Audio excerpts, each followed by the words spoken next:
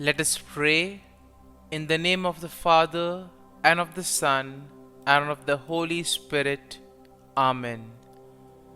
O Jesus, through the Immaculate Heart of Mary, I offer you my prayers, works, joys, and sufferings on this day for all the intentions of your Sacred Heart, in union with the holy sacrifice of the Mass throughout the world, in reparation for my sins, for the intentions of all my relatives and friends, and in particular for the intentions of the Holy Father.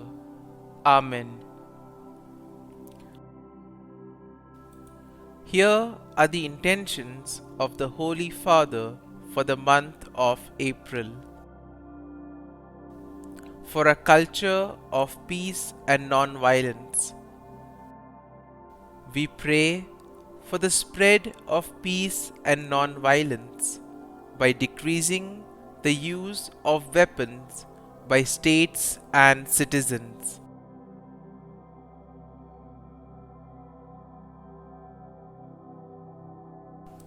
Our Father, who art in heaven, hallowed be thy name. Thy kingdom come, thy will be done, on earth as it is in heaven. Give us this day our daily bread, and forgive us our trespasses, as we forgive those who trespass against us. And lead us not into temptation, but deliver us from evil. Amen. Hail Mary, full of grace, the Lord is with you. Blessed are you amongst women, and blessed is the fruit of thy womb, Jesus. Holy Mary, Mother of God, pray for us sinners, now and at the hour of our death. Amen. Glory be to the Father, and to the Son, and to the Holy Spirit, as it was in the beginning, is now, and ever shall be, world without end. Amen. My dear friends, the Word of God welcomes you this morning. As we have gathered together to thank the Lord for the gift of this day, as we have gathered to spend time with Jesus, as we reflect on our lives and as we reflect on the Psalm, let us indeed begin today's prayer by thanking the Lord for all that He has done for us in our lives, for all that He continues to do, and for all the plans that He has for us. Each one of us has an unique role in the plan of the kingdom of God. And therefore, as we begin this day, let us ask ourselves, are we aware of our role in the plan? And if we are aware, do we actively participate? Do we do our duties? Do we perform our roles so that it may fit according to the plan of God? And as we do this, let us thank the Lord for everything that He has done for us. First and foremost, we thank Him for the gift of our life. We thank Him for giving us this new day, a day which will help us to do many things, a day which will help us to make a difference in the lives of others, or we may complete some activity that was left incomplete. Lord, we also thank You for all the good things that You have done for us in our lives. There are many individuals who have played their part, who have helped us, who have nurtured us in various ways. And therefore, we thank You for the gift of our family members, friends, relatives, near and dear ones, and all those who play an important role in our lives. These are individuals who have helped us in various ways. They have molded us, and in a way, we have become who we are because of their help. And therefore, Lord, we want to thank You for their presence in our lives. And we ask you, Lord, that you may give them all the graces that they may require in life. And my dear friends, as we thank the Lord for all the various opportunities and talents that He has given us, let us now slowly begin to meditate on Psalm 37. But before we can go into the Psalm verse by verse, let us have a general overview of the Psalm. We see that Psalm 37 is a psalm of instruction, and this teaches us how to live a righteous and blessed life, even in the midst of wicked and unjust people. And this psalm is quite apt in today's world, where we see a lot of injustice around us, where we see a lot of wrong things going on. And therefore this psalm will motivate us, encourage us to be righteous, even in the most difficult times of our lives. In a way, we see that the psalmist begins by urging the reader to continue his good ways, not to fret or not to envy the wicked who seem to prosper in their evil ways. Indeed, we are to trust the Lord, and we are supposed to commit our way to Him. And the psalmist will also remind us that the wicked are ultimately destroyed and the righteous will finally inherit the land. Now, throughout the psalm, we see that we are encouraged to do good and to live a life of integrity, knowing that the Lord will ultimately reward us for all our actions. We see that the psalmist will also remind us about the importance of virtues such as humility and waiting patiently for the Lord to act on our behalf. We are not to take matters into our own hands, but to trust the Lord and let Him fight our battles for us. Similarly, we see that throughout the psalm, the psalmist also encourages us to maintain humble and peaceful attitudes, even in the face of adversities, even in the midst of crisis in our lives. And we are reminded that the Lord will ultimately vindicate the righteous, and His wrath will be poured over on all the wicked. We see that we are encouraged to be faithful and to keep our hearts and mind focused on the Lord, knowing that ultimately justice will triumph on the earth. And in this way, we see that Psalm 37 is a powerful reminder for each and every one of us that we need to trust in the Lord, we need to live righteously, we need to live a humble life, and most importantly, we need to have patience in what we do. And in this way, the psalm will encourage us to focus on the present, to focus on what is happening without being concerned about the past or about the future. And in this way, we see that we are told that we need to do good, continue doing good, and the Lord will take care of other things. And therefore the psalm begins, "Do not fret because of the wicked. Do not be envious of wrongdoers, for they will soon fade like the grass and wither like the green herb." Now we see that in today's world, we see people doing wrong things, but still they seem to prosper in life. And on the other hand, you may see that those who are doing good still remain there. But we see that everything has its own time, everything has its own place in the plan of God. And therefore the psalm begins by telling, don't be worried about that. Don't fret. Don't be jealous about the others who are doing bad and still prospering. Everything has its time. The psalm continues, "Trust in the Lord and do good, so you will live in the land and enjoy security. Take delight in the Lord, and He will give you the desires of your heart. Commit your way to the Lord, trust in Him, and He will act. He will make your vindication shine like the light, and the justice of your cause like the noonday." And here we see that we are invited to place our faith and trust in the Lord.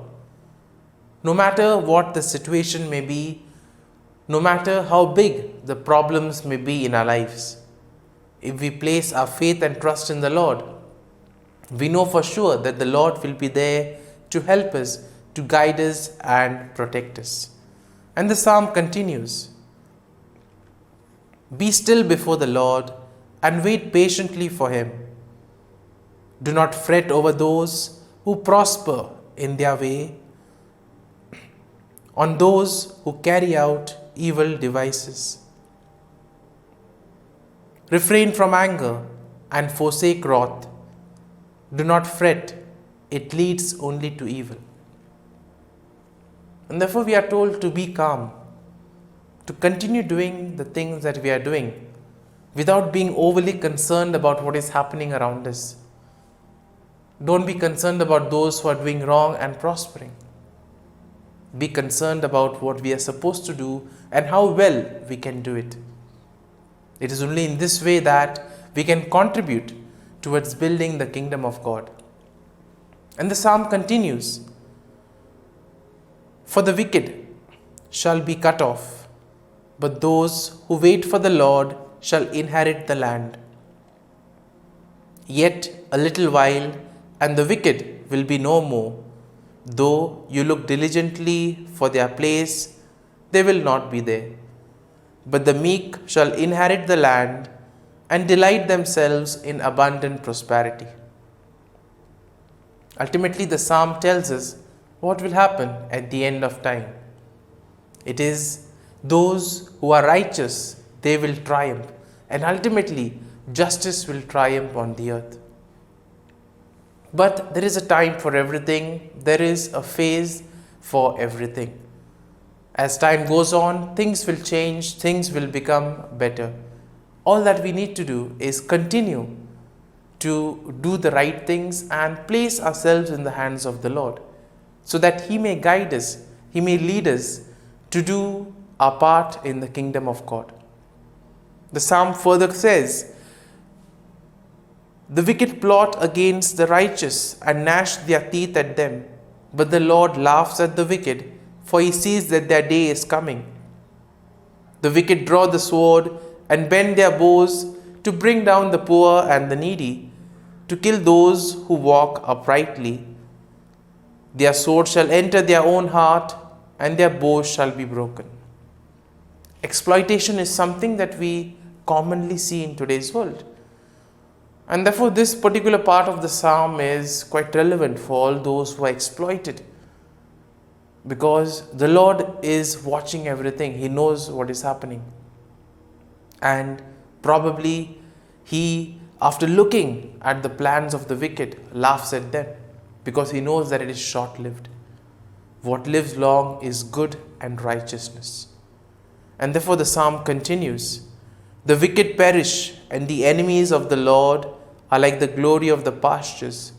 They vanish like smoke, they vanish away. The wicked borrow and do not pay back, but the righteous are generous and keep giving. For those blessed by the Lord shall inherit the land, but those cursed by Him shall be cut off. Our steps are made firm by the Lord when He delights in our way." And in this way, we see that the psalm will encourage us to do good, to help others, to take and make a difference in the lives of others. And all this can be done if we perform our own roles, if we do the task and the mission that has been entrusted to us. Let us now close our eyes at this morning hour and let us thank the Lord. Let us praise the Lord. Let us glorify the Lord for all the good that He has done for us. Loving Father, You have given us this time in the morning. You have been gracious to us. You have given us Your Son, Jesus Christ, who has cleansed us from all our sins. He has taken away all the sins, and He has given us new life. Lord, as You have given us the Holy Spirit, We ask you, Lord, to bless us, to guide us and to protect us. Lord, we thank you, we glorify you, we praise you for all the wonders that you do in our lives, for all the graces that you give us. And Lord, we ask you that in the face of difficulties, in the face of crisis, we may be righteous, we may be committed to the mission that is entrusted to us, so that together we may contribute towards the kingdom of God. Lord, you have protected us and guarded us all through the night. You have given us this morning hour. For your great love and mercy, O Lord, we want to thank you, praise you. We want to glorify you, Lord. You are merciful, O Lord, and you have blessed us in so many ways. You protect us, O Lord, and we ask you that in whatever activity we may do today, you may always be our guide, you may always be our refuge, so that whatever we do, it may be in and through you, and thus we may help in achieving the mission. And as we spend these moments in silence, let us ask the Lord to give us the graces that we need. Above all, let us spend this time in silence, reflecting on Psalm 37, allowing the psalm to take root in us, so that truly we may be able to look at something that really touches us, and that may give us the nourishment that we need to grow spiritually in our lives. So as we spend this time in silence, let us allow the words of the psalm to sink into our hearts, so that we too may continue doing all the righteous things and thus help in the kingdom of God.